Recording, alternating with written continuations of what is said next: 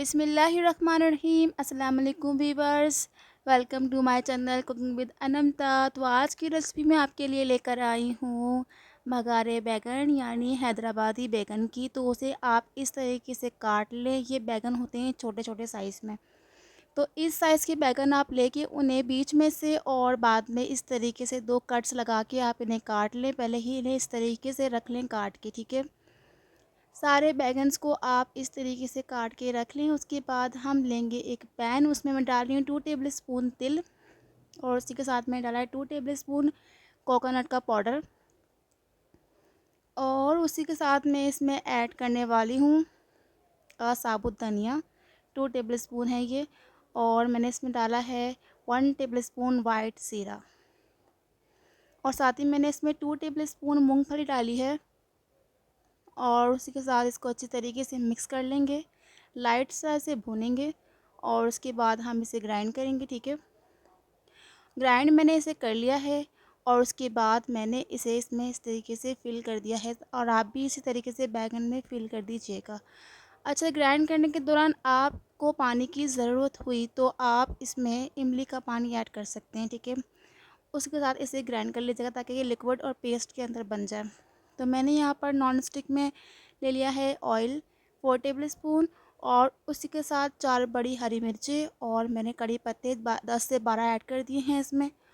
और उसके साथ मैंने इसमें ऐड कर दिया है लहसुन अदरक का पेस्ट, ये आई थिंक होगा 4 टेबल स्पून।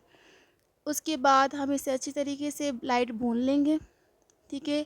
और हमारे चैनल को सब्सक्राइब करें, वीडियो पसंद आए तो लाइक करें और कमेंट करके ज़रूर बताएं कि आपको रेसिपी कैसी लगी।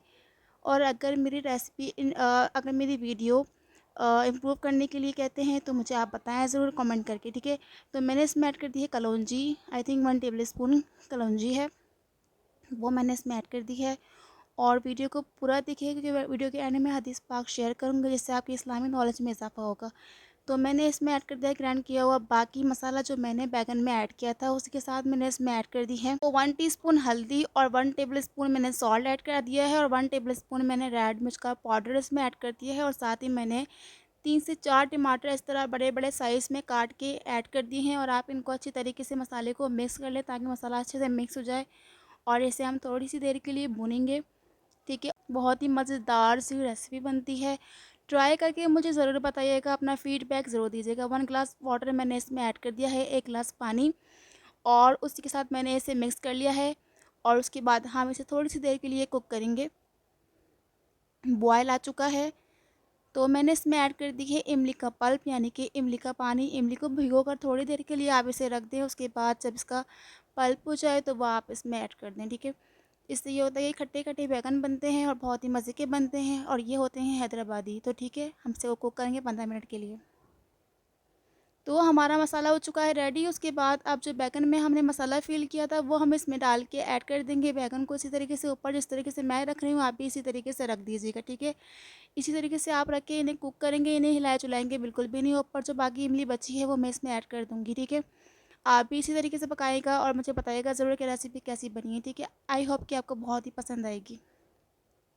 तो बाकी मैंने कड़ी पत्ते इसमें ऐड कर दिए हैं ऊपर से और उसी के साथ मैं इसे पकाऊंगी थोड़ी सी देर के लिए। बाकी मैंने थोड़ा सा पानी इसमें ऐड किया है, आई थिंक 1 ग्लास वाटर है।